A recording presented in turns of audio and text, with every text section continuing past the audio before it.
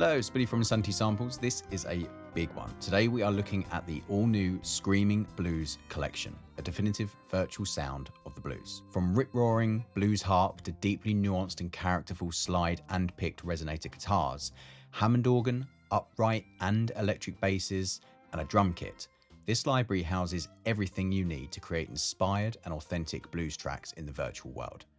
Screamin Blues has razor-sharp articulation switching based on performance, with our latest overlay innovations working to create a truly dynamic approach to hands-on performance in use.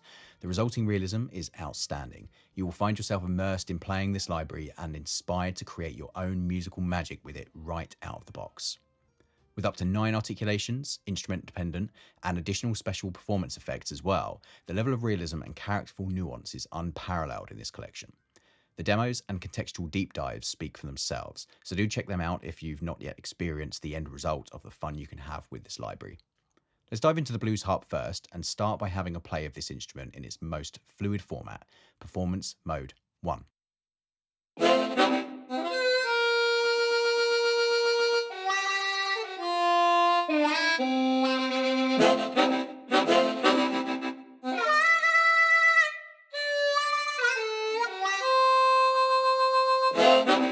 I'll never get tired of playing this library. The humanity of the performance captured bleeds through the speakers with every note.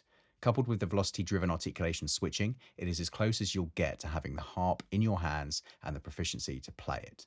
Let's go through these articulations one at a time. First up is the longs.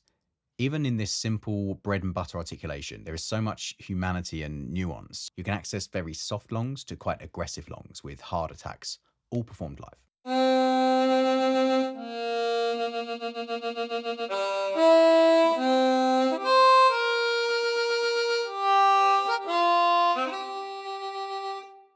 Shorts.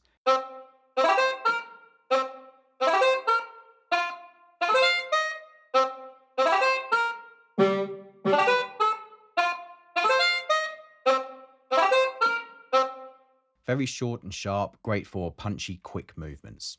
Now these single wahs, and we are starting to find the really nuanced idiomatic sounds that really make this thing sing and sound so authentic.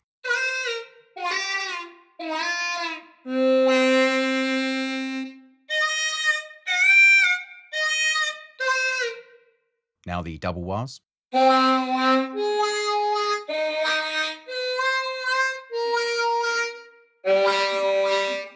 With the bending dominant seventh screams, we have broken them out into 3 octaves. You'll notice the range extends by an extra 4 notes lower to accommodate the sample sets when these key switches or overlays are engaged. The first octave is first position, in the root position chord of the note triggered.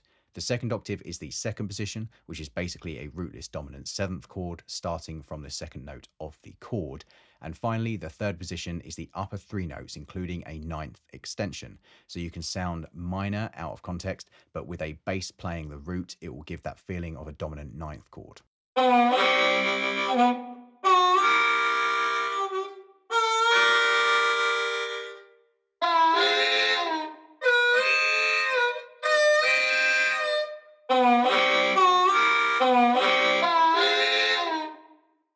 So cool.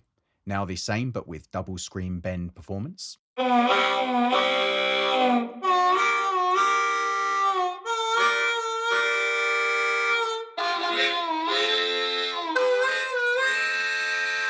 Now shakes, where the player does a mix of wiggling their head and tapping the harp with the hand. Very iconic sound.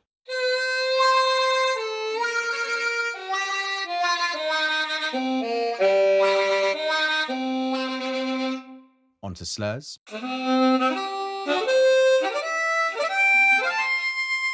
And finally, a very cool function, the vamping chords.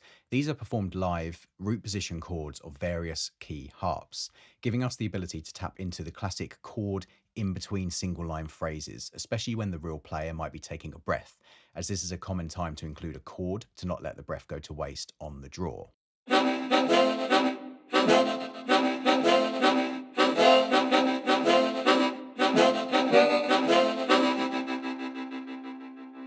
So now we have a handful of special performance effects of untimed and chaotic gliss sounds. Great for injecting some random chaos into phrases as passing things between core lines in a solo, for example.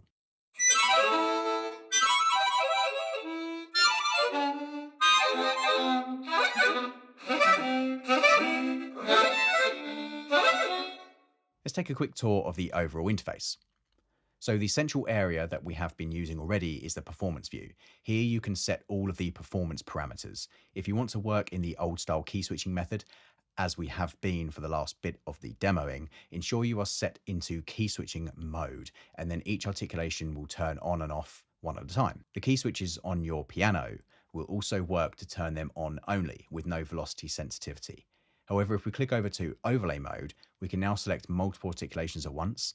Note that now your keyboard linked key switches are velocity sensitive. The same note will toggle on and off the articulation. To ensure this doesn't cause chaos in the DAW when played back, the on function is triggered when you play the key switch below the velocity of 65, and turning off the articulation will mean you hit the key switch harder than 65 in velocity.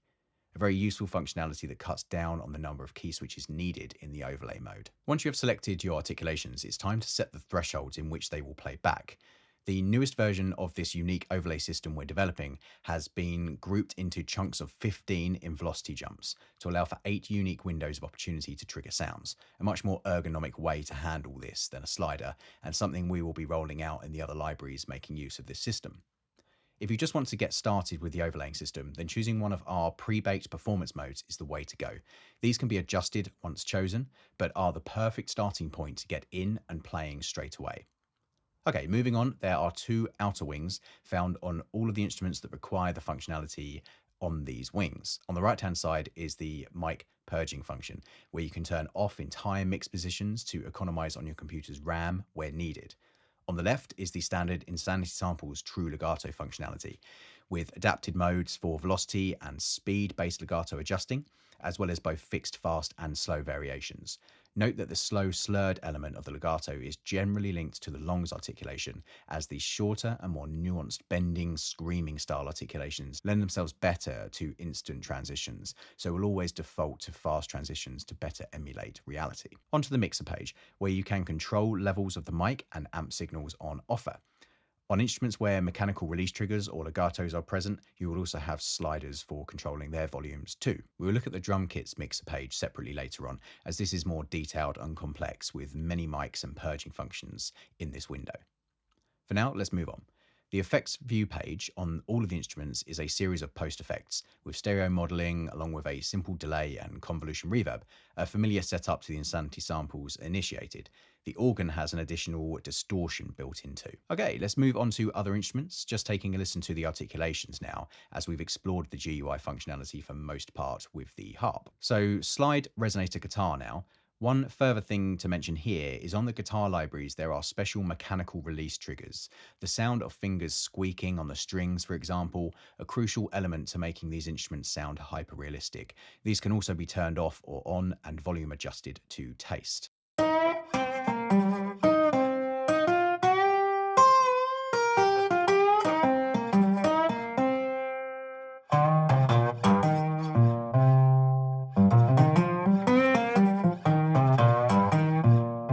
Again, so free-flowing and performance-led. I love it. Let's go through each articulation. Longs. You'll notice the reality-inducing slide scratch with the vibrato. This is active and volume linked to the vibrato slider. So if you set to no vibrato, you will not hear the vibrato scratch that is classically heard on the slide. Leaving this on will probably be the most realistic thing to do, as the onset of the vibrato is very slow and it would be true to life. So quicker phrases aren't vibrato laden, but develop over time when you hold notes down.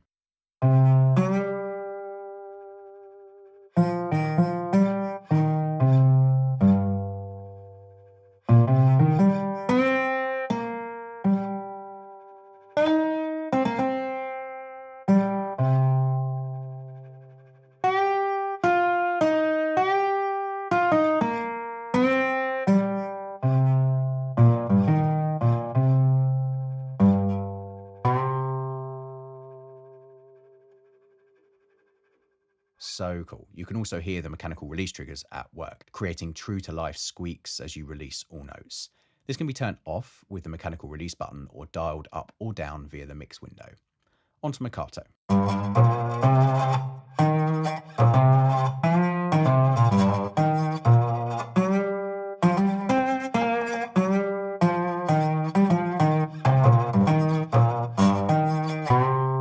Now staccato.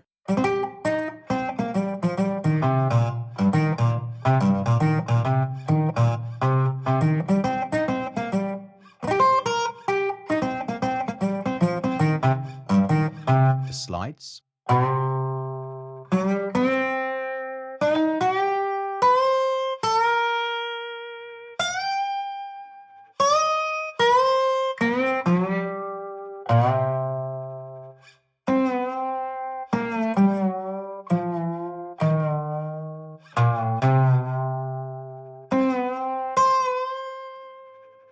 Staccato slide up and down.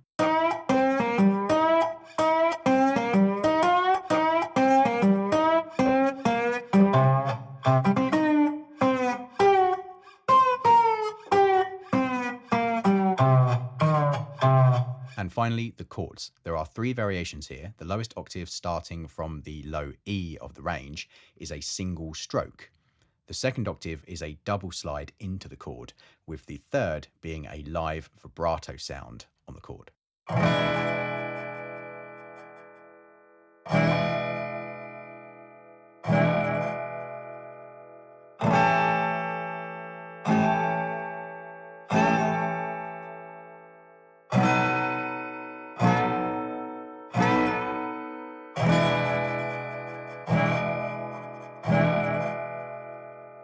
Now, the special performance effects above the instrument range, a series of slide glissandos and a final sound of slide simply wiggling around, creating a drone of sorts.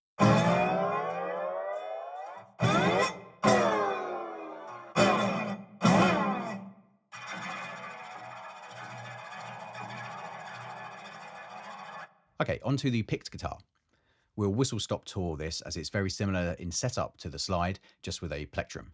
This one does have additional scripting functionality to the tune of tens of thousands more lines of code to cater for the added scale link functionality it requires, so loading is a few seconds longer than the others.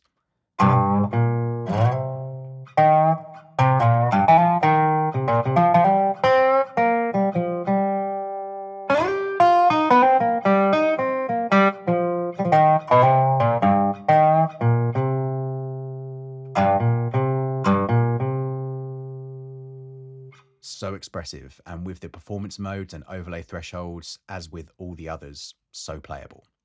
Now the individual key switches.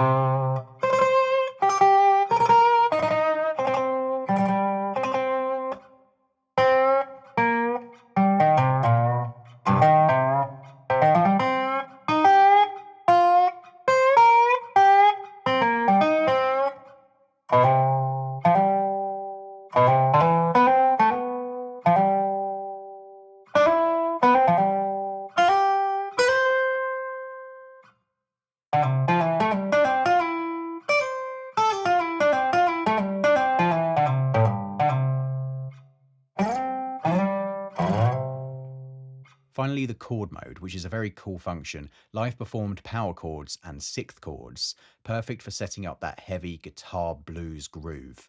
The first octave is the power chords, the second is the sixth chords, the third is the full dominant chords, and the fourth octave is diminished stabs.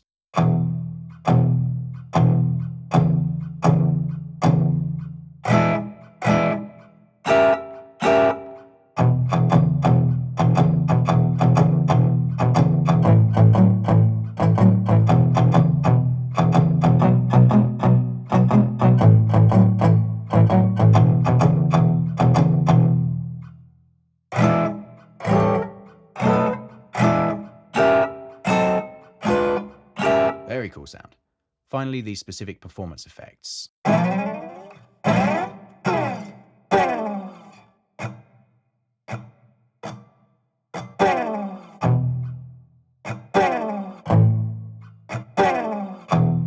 Very useful little bits on there. Right, onto the M100 Hammond. If you know much about virtual Hammond organs, you know that the B3 is absolutely abundant en masse. However, there are so many variations to the amazing sounding Hammond organs, many of which were heavily used in their day. We have an M100, synonymous with the genre, and further into the rock and psychedelic eras that were so influenced by the blues idiom. The exact model we were lucky enough to use is actually one of great pedigree and was used on many a big tune in the 60s. The GUI is a bit different to the others in the sense that it is a fully functional 3D representation of the organ.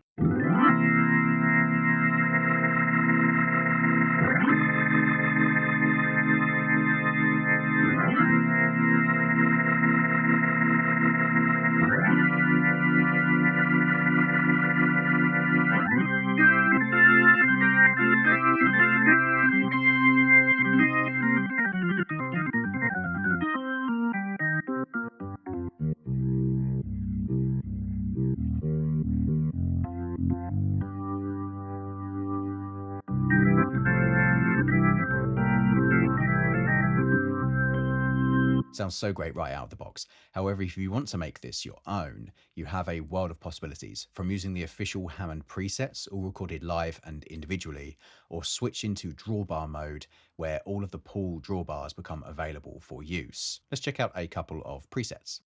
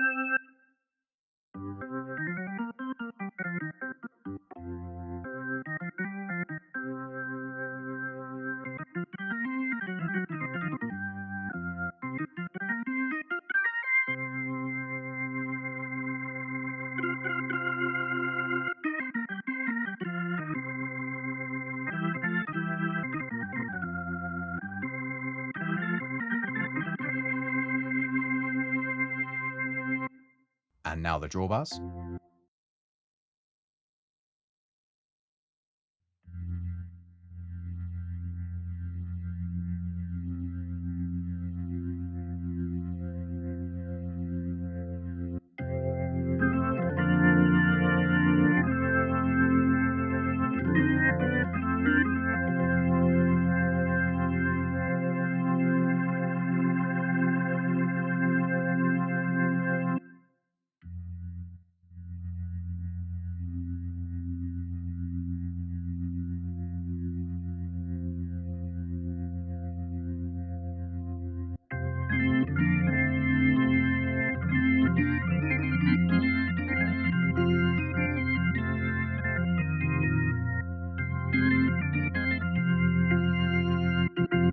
Great. One of the defining features of the Hammond sound is the Leslie cab, a physical speaker with two spinning speaker cones, one for treble, one for bass, with its characteristic slow and fast functionality that speeds up and slows down in a whirring fashion.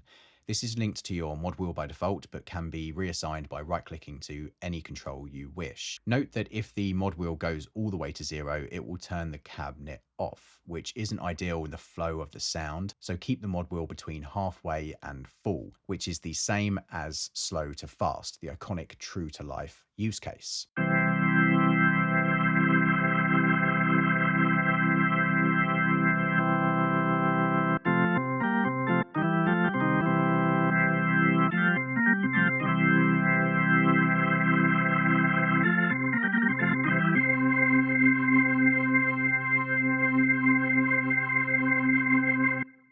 Awesome, so iconic. Okay, onto the upright bass now.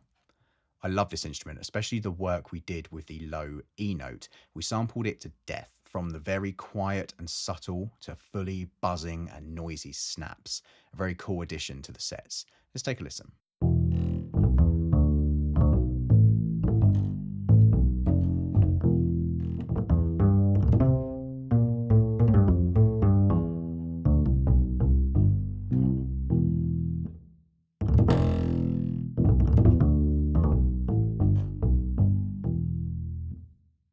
Whilst the individual sounds are fairly self-explanatory, let's take a closer look at the slaps and rakes. The slaps are the strings being tapped before the note sounds, an interesting way to get more percussion into your sound for bass solos, for example, to add emphasis.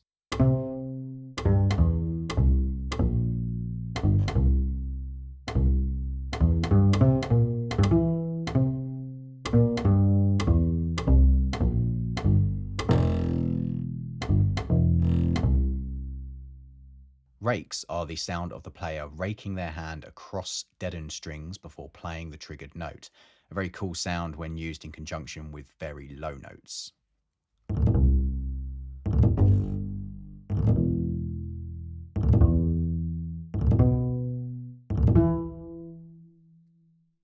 The release trigger is specific to the longs articulation, and the open strings articulation will make use of the open strings versus the sound of fingered notes, as in the A string played open versus an A string fingered on the E string, which is a far more warm and dead sound.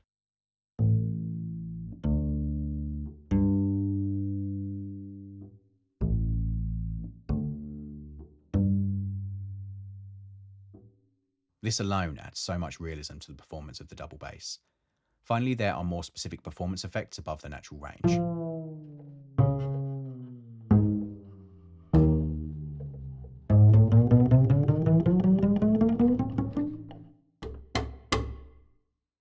Okay, onto the electric bass, which has the same basic setup as the upright, but has no specific effects as it just doesn't lend itself to that sort of playing.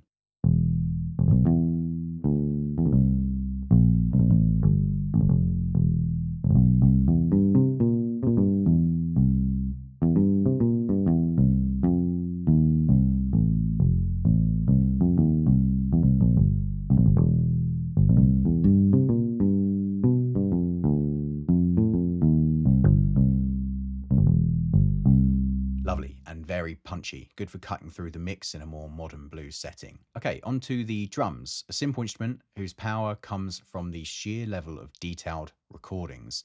We went to a whopping 10 round robin repeats and up to 8 dynamic layers, making this an incredibly nuanced and live sounding kit. You'll rarely, if ever, come across the same sample twice in a groove. What's more, we have all mic signals capable of being used as bleed signals, in that you can place some snare into the kick drum mic perhaps, or some hi-hats into the floor tom mic, for example, giving an added sense that the drum kit is being played live with natural mic bleeding happening. All of that can be controlled from the mixer window, and any mic positions can also be purged to save on RAM if needed. Let's hear the kit.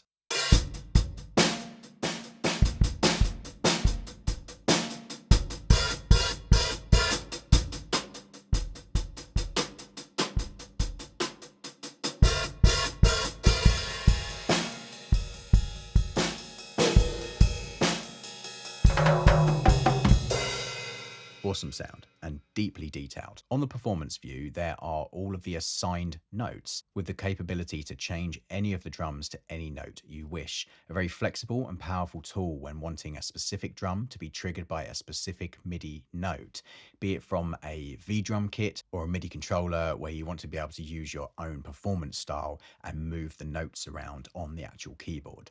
We have also split the kit into 2 copies so that the keyboard drummer can make easier rolls and faster passages by playing any of the drums on any 2 notes set 2 octaves apart by default. However, this is fully customizable as well via either the drop-down menus or by clicking the Learn button on either the left or right hand and hitting the notes or V drums or music controller of your choice on the specific note that you want to be able to trigger that drum. Maximum flexibility in use here. Okay, that has been an in-depth look at the awesome Screamin Blues Collection. This is a real gem of a library and one that is bound to inspire you from the off. Head to insanitysamples.com for more information. Thanks for watching.